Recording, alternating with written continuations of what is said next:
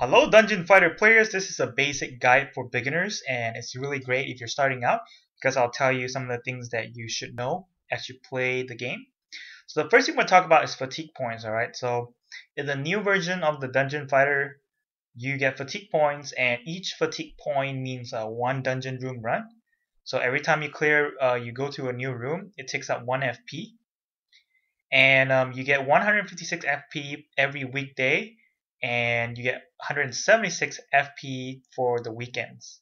So one of the bonus tip that I can give you is that once you run low of fatigue points, maybe up to maybe less than 5 points, what you do is you go ahead to a dungeon and do a full dungeon run or full clear as many rooms as you can, because once you hit maybe like a few 2 fatigue points, one, whatever, you can do a full dungeon run without getting penalized for having no fatigue points. So you basically get a few more dungeon room runs as opposed to, say, you have maybe like exactly 12 FP and you run a dungeon that has 12 rooms and then you get to 0 and you can't do any more dungeon runs. So keep that in mind. And next I'm going to talk about is you need to keep every material that you get from the game, because you'll be using them for quests, especially the cube fragments, okay? So you can get cube fragments from disassembling white items or blue items. Most likely blue items, because blue items will give you the color cubes, whereas the white items will only give you clear cubes. Clear cube fragments, I'm sorry. So you want to get a lot of these because a lot of the quests requires that, and you can exchange clear cube fragments for the color cubes. An exchange rate is 5 clear cube fragments for 1 color cube fragment, and then you need 100 color cube fragment to get the specific color that you want. And obviously for a clear cube you need 100 clear cube fragments. Keep that in mind. And next thing I'm going to talk about is your items, right? So items, you have the white items and then the blue items, which I don't have one at the moment, but it's just a blue color named item, and when you disassemble it, you get clear cube fragments and color cube fragments. Try to go to a player disassembler to get the best bang out of your buck. So let me see if I can find one here. Well, this one's level 2 disassembler, level 2, level 4 for 100 gold. Okay, for the sake of the video, I'm going to go to level 2 disassembler and disassemble right here, and it gives me about 12 cube fragment. Okay, not too bad. So yeah, you want to disassemble. You can install, well, you can sell white as well. White items usually just gives you gold. I would sell it to the NPC, but I just want to demonstrate. The next thing you have is the purple magic seals, or just a standard purple item. But most people use magic seals because it gives you bonus stats, and you can roll these stats. Okay, so right here I have a light armor, physical crit bonus, right? So what you want to do is, if you can't find the items that you need for your class, you go to Sierra's magic seal and you can recast, and in terms of use 2 items, you put them in, and then you can get you can choose something of your choice. So let's say if you're like a mage, right? You want a weapon, then you want the mage weapon, then you want to select that, and then select. You can either just not choose the bonus quantity, bonus option quantity. It gives you a higher chance of getting like maybe 2 or 3 options, but it's very rare still. So whether you want to spend the extra gold is up to you. I personally would always spend it because it's not too much gold, and it's always worth it to get an extra slot if you do get it. And you can just not only do it for weapons, you can do it for armor, any specific armor. Like I think mages, especially elementalists, they use cloth armor. Then you want to make a cloth armor. Now the outcome of it is random, so you can't really say I want a bottom cloth armor, or I want a belt cloth armor. It's just random.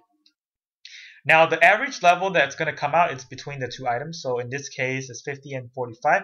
So you either get a 45 level weapon, item, or a level 50 item.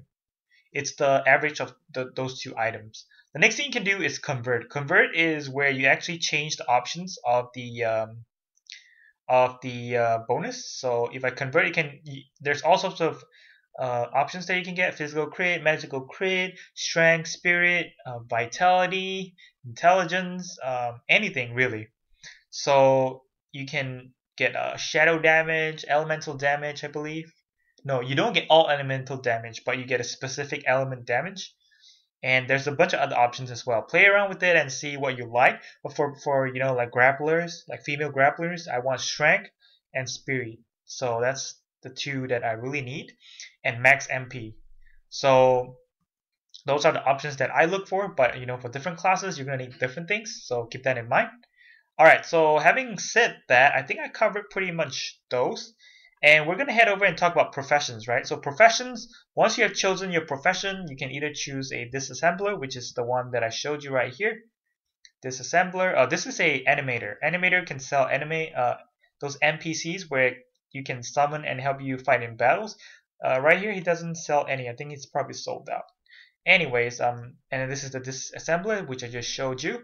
And I personally am a alchemist, so what I'm going to do is I'm going to look at my profession, and you can see right here I can make potions.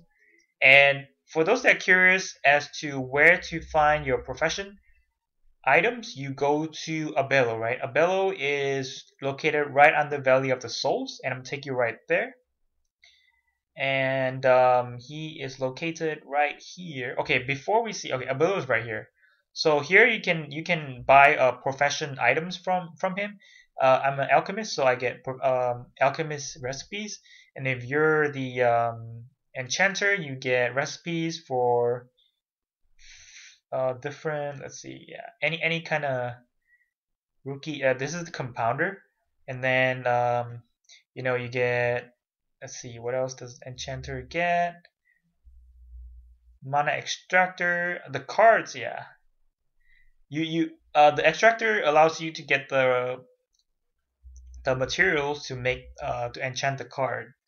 So and then you have the disassembler. They don't have much. They don't have anything really. A puppeteer. Okay, they call it the puppeteer, not the animator.